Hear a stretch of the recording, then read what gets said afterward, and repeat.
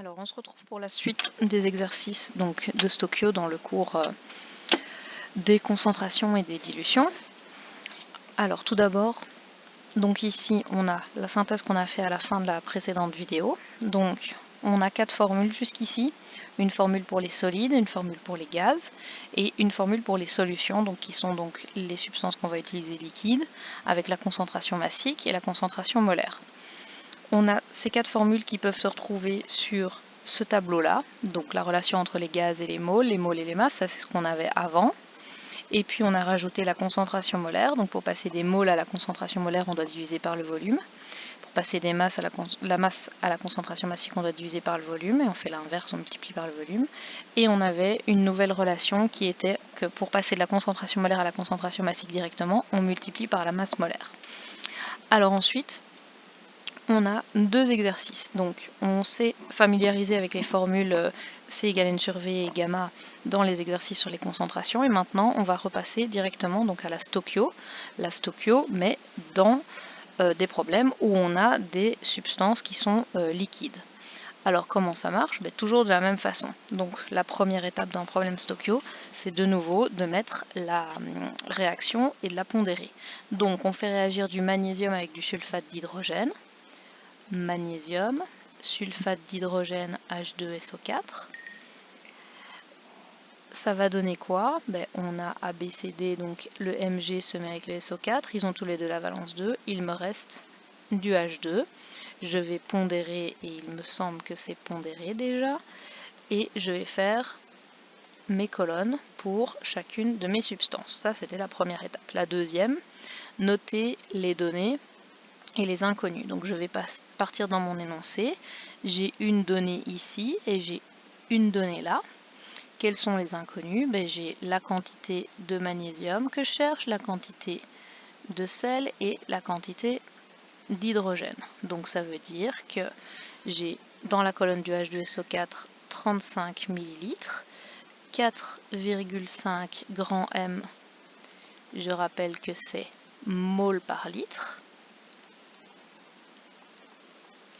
Ensuite, qu'est-ce que je cherche? La quantité de magnésium. Donc la quantité de magnésium, une quantité c'est une masse par défaut, sauf si on parle d'un gaz. La quantité de sel produit, alors une autre remarque, attention, sel n'est pas forcément du NaCl. Le NaCl c'est quoi? C'est du sel de cuisine, donc celui que vous mettez dans vos pâtes ou sur votre steak pour manger.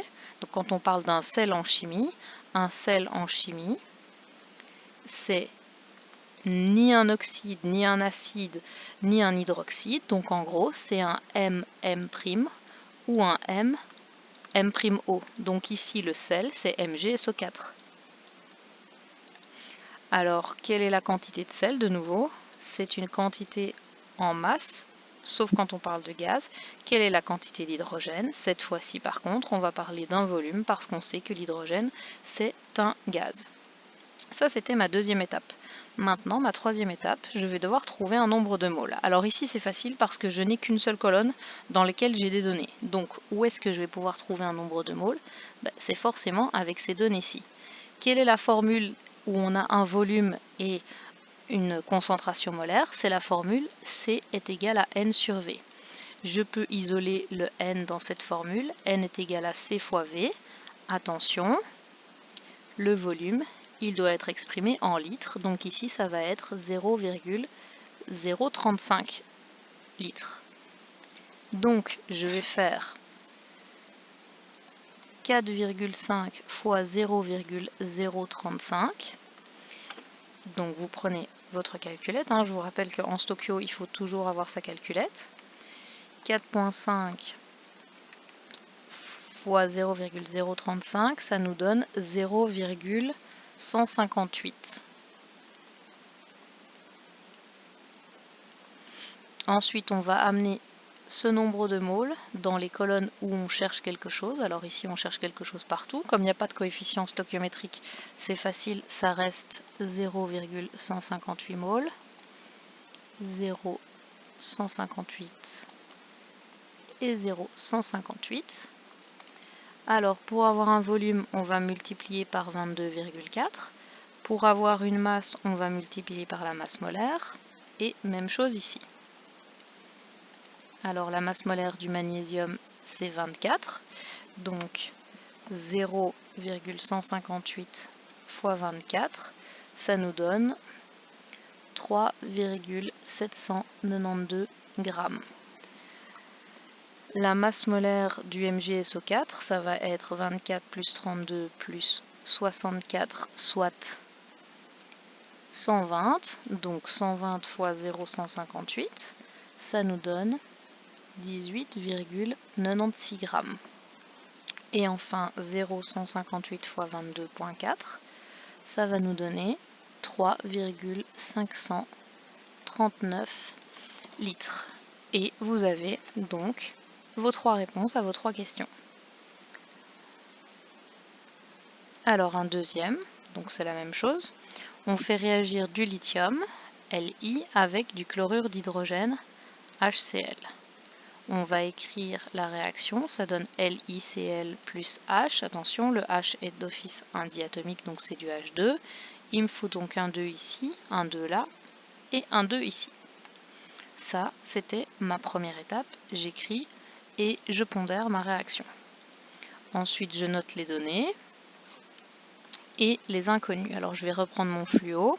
Quelles sont les données? Les données, en général, c'est les valeurs numériques. Donc, j'ai ça. Et les questions, la masse de sel, donc même remarque que pour l'exercice précédent, et la concentration massique et gamma du HCl. Donc, si je note ça dans mon équation, j'ai 37 grammes de lithium, 33 millilitres de chlorure d'hydrogène. On me demande la masse de sel, donc ceci c'est le sel. Et on demande rien sur l'hydrogène, donc tant pis, enfin vous laissez cette colonne-là sans rien étant donné qu'on n'a rien demandé dessus. Et on demande la concentration molaire, C, et la concentration massique du HCl.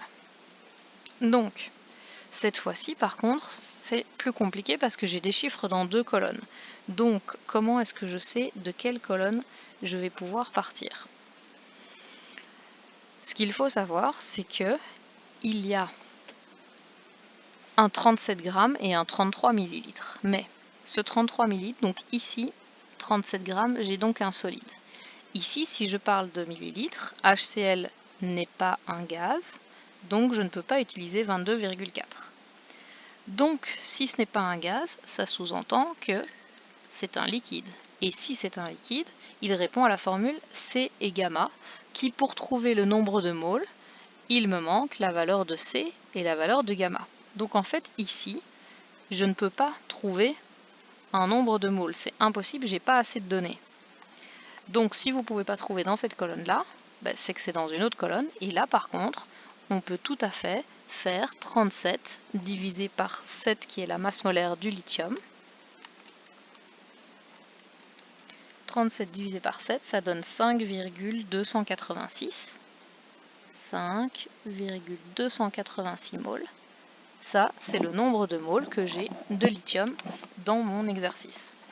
Ce nombre de moles, je vais le passer là où on me demandait des choses. Donc on me demande quelque chose ici et on me demande quelque chose là. Donc c'est divisé par 2 fois 2, donc ça reste 5,286 et 5,286. Alors la masse molaire du Li, c'est L. Cl, c'est 35. 35 plus 7, ça donne 42. 42 fois 5,286, ça donne 222. Donc fois la masse molaire, 222,012 grammes. Ensuite, pour le HCl, il faut repartir vers les formules. Qu'est-ce qu'on veut? On veut C et gamma, et on a quoi? On a un nombre de moles. Donc on va repasser sur la page d'avant. J'ai un nombre de moles, et je veux C et gamma. Pour faire ça, j'ai deux possibilités. Pour avoir la concentration molaire, je vais prendre le nombre de moles et le diviser par le volume. Et ensuite, je vais pouvoir prendre cette concentration-là et la multiplier par la masse molaire. Donc, si j'aime pas le tableau, ce que je peux faire, c'est utiliser les formules. Donc je sais que C, c'est égal à N sur V. J'ai trouvé N 5,286 et on m'avait donné le volume qui était de 33 ml. Donc je vais diviser par 0,33 litres. 5,286 divisé par 0,033, ça me donne 160,182 moles par litre. Ce qui est très très élevé, mais parfois les chiffres n'ont pas besoin spécialement d'être cohérents, vu que c'était un exercice que je vous avais dicté comme ça directement. Alors comment est-ce qu'on fait pour avoir la concentration massique? On multiplie par la masse molaire. La masse molaire est de combien? 36, donc 160,182 fois 36, ça donne 5766,552 grammes par litre, ce qui est un chiffre vraiment trop gros, mais donc comme je vous le disais précédemment, c'est parce que comme je vous ai dicté un exercice en direct et que j'ai inventé les chiffres, ben, forcément ces chiffres-là sont pas cohérents avec la réalité. Mais pour le principe, il est là. Donc ce que vous avez besoin de connaître pour pouvoir faire ça, c'est bien ce tableau-ci avec les 4 formules ou le tableau, comme vous voulez. Et ensuite, ne pas oublier qu'on a l'étape 1 d'un problème Stokio, c'est écrire et pondérer la réaction chimique. L'étape 2, c'est de mettre les données et les inconnus qu'on cherche.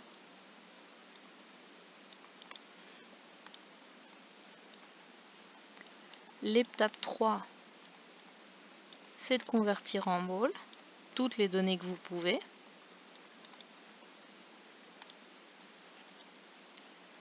L'étape 4, on va changer le nombre de moles de colonne.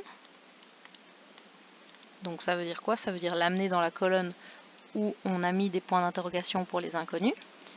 Et l'étape 5, c'est de répondre à la question qu'on avait posée. Donc en fait, reconvertir le nombre de moles en ce qu'on a donné. Donc ça, c'est toutes vos étapes, les 5 étapes d'un problème Stokio que vous devez absolument connaître. Alors étant donné que c'est juste une étape, il n'y a pas besoin de S là.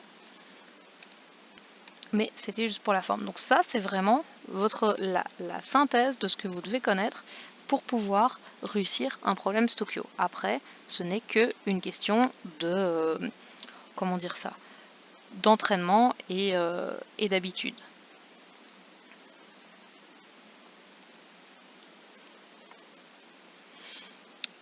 Alors, ensuite, maintenant, on va passer à un problème un peu plus difficile toujours, mais avec des solutions toujours, qui est de parler d'une dilution. Alors, la dilution d'une solution, c'est quoi une dilution? Diluer quelque chose, c'est le rendre moins concentré. Donc ça veut dire quoi? Ben, quand on a mis trop de grenadine dans un verre, et que c'est trop sucré, que c'est pas bon, que c'est écœurant, qu'est-ce qu'on va faire? On va rajouter de l'eau. Donc, ça veut dire qu'on va diminuer sa concentration. Donc, si j'ai par exemple un verre de grenadine, où j'ai mis trop de grenadine. J'ai mis trop de grenadine, et donc je me retrouve avec, on va dire, 1, 2, 3, 4, 5, 6, 7, 8, 9, 10 moles de grenadine dans mon verre. Et en fait, je me rends compte que c'est pas bon du tout et que c'est beaucoup trop sucré. Ce que je vais faire, c'est que je vais prendre un verre et rajouter de l'eau, dans lequel je vais laisser mes 10 moles de grenadine. 1, 2, 3, 4, 5, 6, 7, 8, 9, 10. Et donc vous voyez directement que comme les moles sont plus écartés les unes des autres, eh bien j'ai une substance qui va être moins sucrée. Mon verre de grenadine va être moins sucré. Le nombre de moles de grenadine ici, donc le N de grenadine, il est le même que le N qui est là. C'est égal à 10 moles. Si on va considérer que un petit point mauve, c'est 1 mole. Donc ça veut dire que dans le verre initial, j'ai 10 moles, dans celui final, j'en ai 10 aussi. On sait que C est égal à N sur V et que donc ce nombre de moles qu'il y a là dans le verre est égal à C fois V. Donc la concentration de ce verre fois le volume qu'il y a dedans est égal à le nombre de moles qu'il y a dedans. Donc ça veut dire que si je prends que ça, c'est mon verre de grenadine au temps 1, et ça, c'est mon verre de grenadine au temps 2 après l'avoir dilué, je peux poser que C1 fois V1, donc la concentration de départ fois le volume de départ, doit toujours être égal à la concentration finale fois le volume final. Et ça va permettre de calculer quelle est la concentration finale dans mon verre de grenadine ou dans le verre de départ. Exemple. Alors, on va le faire ici. On va dire que ici, j'avais 100 ml avec 10 moles. Et on va dire que ici, quand j'ai dilué, j'ai mis 300 ml. Donc, ça veut dire que C1 fois V1 doit être égal à C2 fois V2. Donc, la concentration finale dans mon verre de grenadine est égale à quoi? C'est égal à la concentration. Alors, qu'est-ce que c'est que la concentration? La concentration, c'est le nombre de moles sur le volume. Donc, le nombre de moles que j'ai ici, c'est 10 moles divisé par 0,1. Donc, ma concentration initiale, c'est 10 moles divisé par 0,1, donc soit 100 moles par litre, fois le volume que j'ai, le volume c'est 0,1, divisé par le volume 2. Le volume 2 est égal à 0,3. Donc 100 fois 0,1 divisé par 0,3 est égal à 33,333 moles par litre. Ça, c'est la concentration de mon verre de grenadine à la fin. Alors, un exemple maintenant avec un exercice. Alors, on vous dit qu'on dispose d'une solution dont la concentration est de 10 moles par litre et qu'on veut préparer 100 ml d'une solution où la concentration est de 0,1. Donc, si je passe de 10 à 1, je diminue bien la concentration. Donc, si je diminue la concentration, c'est ce qui s'appelle une dilution. Et donc, si j'ai une dilution, la formule c'est C1V1 égale C2V2. Donc, j'ai toutes mes données. Mes données, c'est quoi? Les données, c'est les chiffres. J'ai 10 moles par litre, 1 mole par litre, 100 millilitres. Donc, ça correspond à ma concentration initiale. Ça, c'est ma concentration finale. Et ça, c'est ce que je souhaite préparer. Donc, c'est mon volume final. Donc, de ma formule C1V1 égale C2V2, quel est l'inconnu qui me reste? L'inconnu qui me reste, c'est V1. Donc, je vais isoler V1. V1 va donc être égal à C2V2 divisé par C1 et pas V1. Il y a une erreur dans le cours, donc divisé par C1. Si je fais ce calcul-là, j'obtiens quoi? J'obtiens C2, 1 mole par litre, fois 0,1, le volume que je veux obtenir, divisé par 10. Et si je calcule ça, j'obtiens une réponse qui n'est pas de 10 ml, mais qui est de 1 fois 0,1 divisé par 10 de 0,01 litres. Et 0,01 litres, ça correspond bien à 10 millilitres. Ça veut dire quoi? Ça veut dire que je vais prendre de ma bouteille initiale. Ça, ici, j'ai ma bouteille qui a une concentration de 10 moles par litre. je vais prélever là-dedans 10 ml. Et pour pouvoir avoir ma solution diluée, je vais rajouter 90 ml d'eau. Pourquoi 90? Parce que le volume total devait faire 100. Donc si V1 est égal à 10 ml, V2 étant égal à 100 ml, pour arriver de V1 à V2, je dois rajouter 90 ml d'eau. Donc, vous devez bien noter ici, attention, V2, c'est toujours égal à V1 plus l'eau qu'on a rajoutée pour faire la dilution.